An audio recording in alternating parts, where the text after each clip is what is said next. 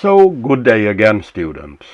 Now it's time for the homework on small-scale applications for biomass energy. As you noticed in the theory section of this nugget, I choose to concentrate on only two techniques.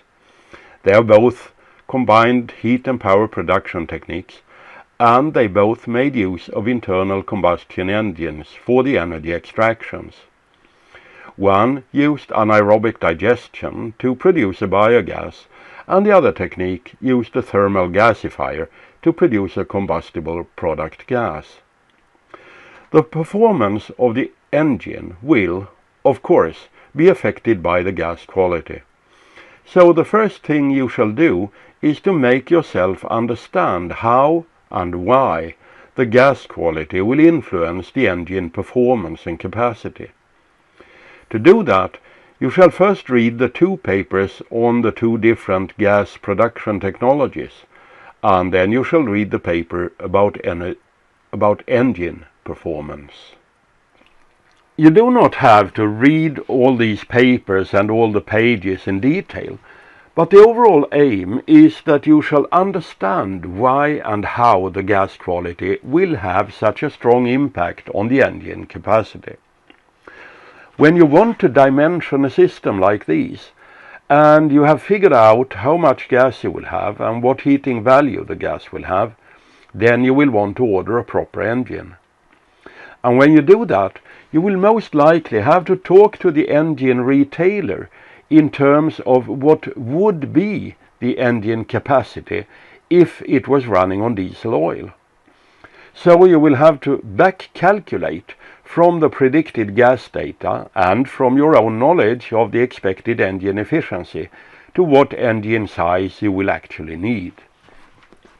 Optional, but recommended to those of you who are really interested in the development of bioenergy, is to update yourselves on current statistics. The easiest is to use the IEA statistics from working groups 33 and 37. It is obvious that what might be most interesting to you is the development in your own country. Once you are finished with the reading, you will do quite another thing. You shall now prove your practical and pragmatic understanding of this type of processes, and you shall try to do a reliability control of a real-life description of a plant to see if the facts presented are realistic or if the facts presented are fake. When a new technology is introduced, there will always be a lot of gold seekers who want to present a positive picture of the technology in general and of their own process solution in particular. That means that there will be lots and lots of seemingly objective and scientifically based interviews, documentaries, and investigations that indicate and support that a specific type of system is superior to other systems. So your task now is to do a fact control of such an interview. To do that, you shall use the BusyPlan spreadsheet.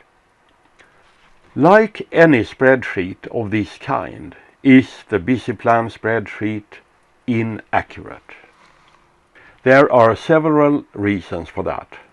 One major reason is that biological processes are only predictable to a certain degree. Local climate, the balance between available nutrients, hydrology, soil porosity, and a number of other factors will influence the biological processes and will change from place to place and from time to time. Most calculation tools you will find on the web do not take this into account, but in the BusyPlan spreadsheet you will find a number of correction factors that you can adjust to take local variations and your own personal expertise and experience into account. When using a calculation tool like the BusyPlan spreadsheet or any one that you find on the web, you should end up with a calculation that, in most cases, falls within the span 67 to 150% from the real case you are considering. In odd cases, you might find a bigger difference. But if your calculation falls outside the span 50% to 200% from the real case, then you have either made some serious mistake in the calculation, or the data you have used are fake.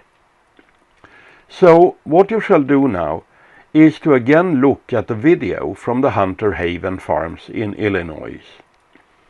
In this specific case, you will notice that the video is an educational video produced by the Advanced Technology, Environmental and Energy Center in Davenport, Iowa. And this might, but does not guarantee, that the video is not biased. You will notice that all data in this video are given in American units. So it's all pounds, Fahrenheit, cubic feet, horsepower and such. The video is from 2013, but that will have no impact on the general facts and on the fundamental processes. So the first thing is to control if the most basic data seem to be correct. In this case, that concerns the retention time and the type of process. Do the data from the video comply with the processes described in the BusyPlan Handbook, chapter 0.0103? Then consider the substrate actually used in this plant. Is the substrate cow manure only, or is it something more? Do you think the cows are better fed than the world average dairy cow? Or would you guess that the cows are given comparatively rich fodder? Do you think these things might increase or decrease the gas production? How can that be taken into account? Can you, within reasonable limits, reproduce the gas volumes? You must remember that in the video the word methane is not properly used. When they say methane, they mean biogas. Then consider the engines. The gas flow will be continuous. What is the total power of the engines according to the video? How much electricity do they produce? Does the electricity efficiency fit with what you would expect from a biogas-fired engine? And finally, does the total energy balance fit within realistic BusyPlan spreadsheet adjustments?